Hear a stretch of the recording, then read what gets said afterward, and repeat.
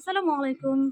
তা এখানে এই যে আমি আগে জানতাম ঘোড়া চক্কর নামে পরিচিত। মানে আমি ছোটবেলা থেকে এই নামেই চিনেছি। যখন গাছের বিজনেসে আসলাম, আ তো এই গাছটার নাম জানলাম স্নেক প্লান্ট।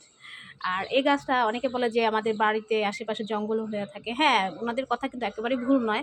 কারণ এই গাছগুলো আমাদের বাড়িতেও আমরা বেড়া হিসেবে ব্যবহার করতাম। ভিতরে ফুল গাছ লাগাতাম। চারদিকে যে বাঁশের চটি দিয়ে বেড়া দেয়, তো ওটা না দিয়ে আমরা এই যে স্নেক প্লান্টটা দিয়ে বেড়া দিতাম। কিন্তু এখন এটা এতই শোভাবর্ধন করে অট্টালিকাতে যে সবার এতই বেশি পছন্দ, সবাই কিন্তু এই গাছগুলো এখন রুমে সাজিয়ে রাখে। আর আরেকটা কথা হচ্ছে অনেকে গাছের যত্নটা নিতে পারে না কাজের ব্যস্ততায়, ইনডোর প্ল্যান্ট পছন্দ, তারা কিন্তু এই গাছটা মানে ১০০ তে ১০০ বলব নিয়ে নিতে পারেন। কারণ এই গাছটা অনেক যত্ন কম লাগে।